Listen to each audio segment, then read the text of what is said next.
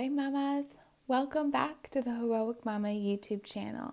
If this is your first time tuning in, welcome. I am so glad you are here.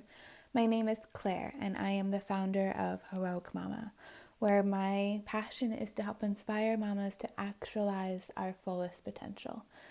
And these series are what I call little love notes of encouragement.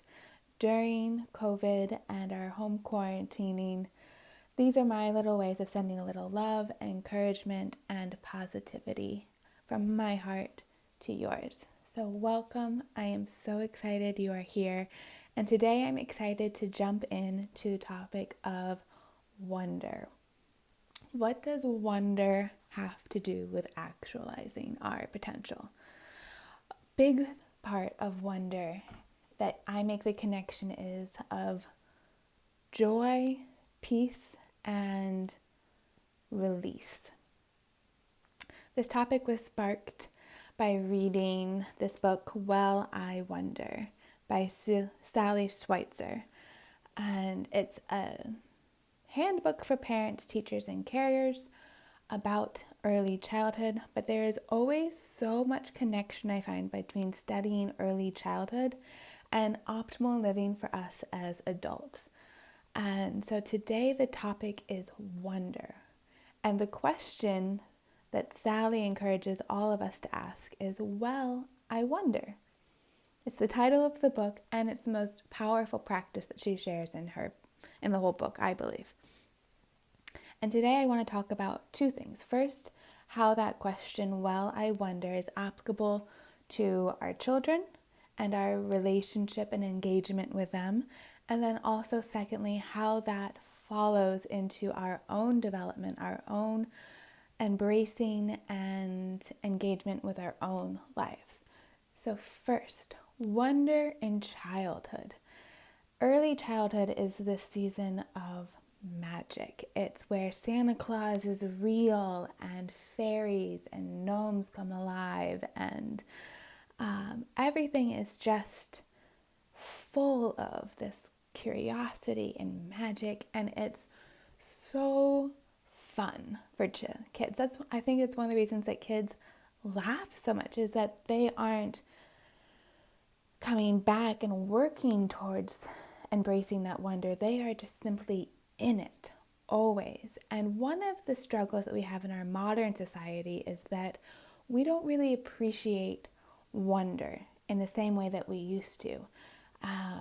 We appreciate and put at the forefront information and knowledge, concrete answers, and the prevalence of our smartphones and Google to answer any question that comes up. How does that work? Let me Google it. Why does the sun come up in the east? Let me Google it. Any question that our children come to us with, we often feel like we need to have an answer. We need an answer to give them that is factual, that is true, that is correct. And what we forget is that our kids really aren't looking for black and white answers, because what happens when we give black or white answers is that there becomes something right and there becomes something that's wrong. But in the realm of wonder and creativity, there is no wrong answers. There is no one way to do things. We can see this played out with a simple wooden block, right? At one time, that wooden block is a house. And my little dolls play around with the wooden block as a house. And then the next hour, the next day, that same wooden block is a truck. And sometimes that truck is an ambulance. Sometimes that truck is a delivery truck. Sometimes the truck is a mail truck. The block itself never changed, but the ability to be creative and in their ability to live in that wonder allows them to change and shift these things into whatever they desire. There is no wrong way. There's no one right way for one thing to be. And the more that we allow our children to immerse themselves and stay in that space, the more their brain develops, the more their creativity and their ingenuity gets really grounded deeply. And then that takes them forward into life. So as a teenager, then we introduce concrete topics. But with the foundation of creativity, it allows them to always look outside the box, to never be confined by the box or to accept the box as it is. If Newton accepted the box as it was, we wouldn't have physics the way that we have physics today. So we need our creativity and ingenuity, and that is bred and cultivated in early childhood. So the practice of being able to allow our children to remain in the magic is a simple practice of not disengaging them, not bringing them out with concrete answers, with questions that have a right and a wrong answer. When our children come to us and say, how does this work? We go, I wonder. And I found so much with my son that I thought I'd have to maybe do I wonder, and then maybe give a little coaxing or a little more clue dropping. But I found so many times that just introducing and holding that space and maybe furrowing my brow and say, I don't know. I wonder. How does this work? And so much, not even having follow-on words, just having the attitude and bringing the energy of curiosity and, let's puzzle this out.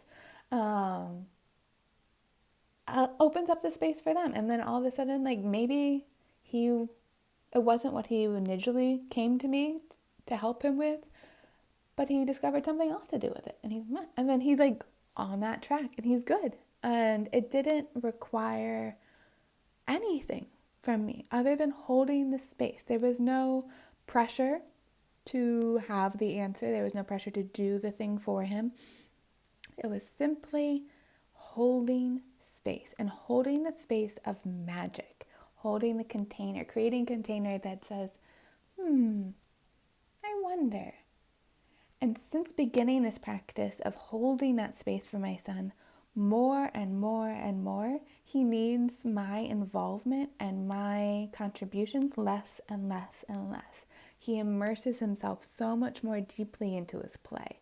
He immerses himself in independent play, which is just awesome because that's something that I've been really wanting to encourage for his benefit and for mine. And especially during the season of quarantine when we're all together all the time. Being able to encourage all of us to have independent, deep play is nourishing and helpful for everybody. So this is the way that wonderment can be an aid to our children. It helps encourage their creativity, their independence, and it allows them to fully immerse and have a magical childhood that sets them up and grounds them for a creative, fulfilling life in their future.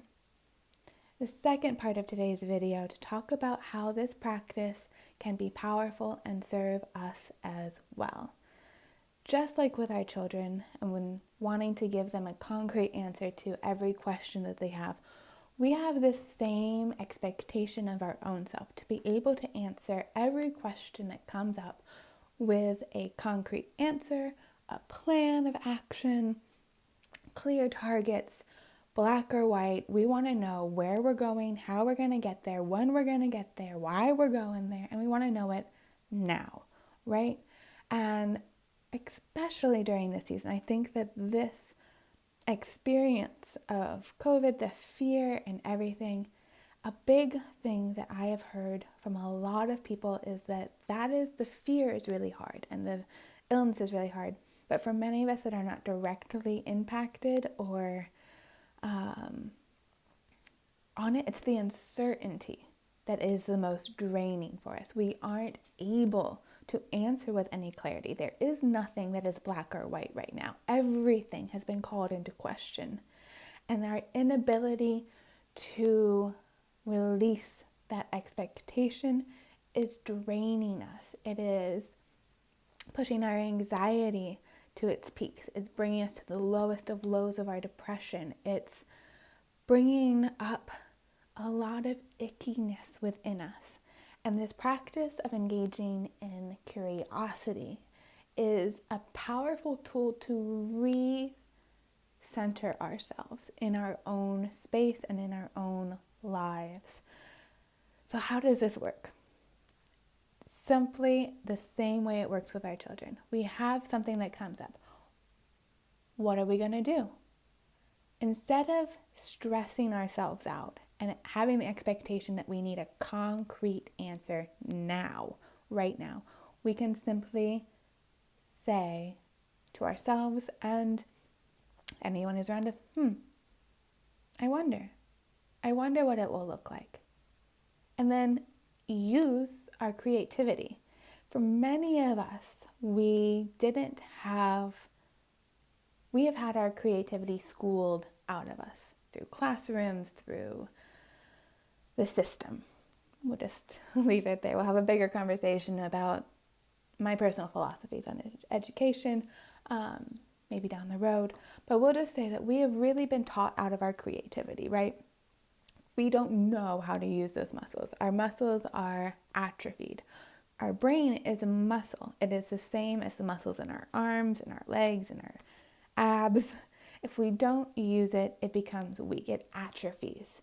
So it becomes uncomfortable. Maybe the first time that you try to embrace creativity and curiosity, it hurts and you don't know how to do it and you say, this doesn't work. Maybe you say, Claire, this video was stupid. That wasn't helpful at all. I really, really, really want to encourage you to stick with it, to keep practicing and practicing with the mundane things. What are we going to eat for dinner? What is the right rhythm for our family? How can I handle working from home and taking care of my children? And each time one of those questions comes up, sit in curiosity. Instead of trying to hammer it in to get the right answer, imagine that instead of a hammer, you have a flashlight and we're just kind of shining some light.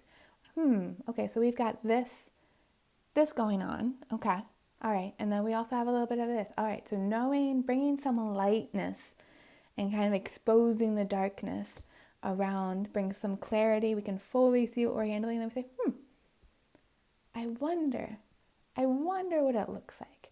And when we allow ourselves to lead with curiosity, we get to be playful.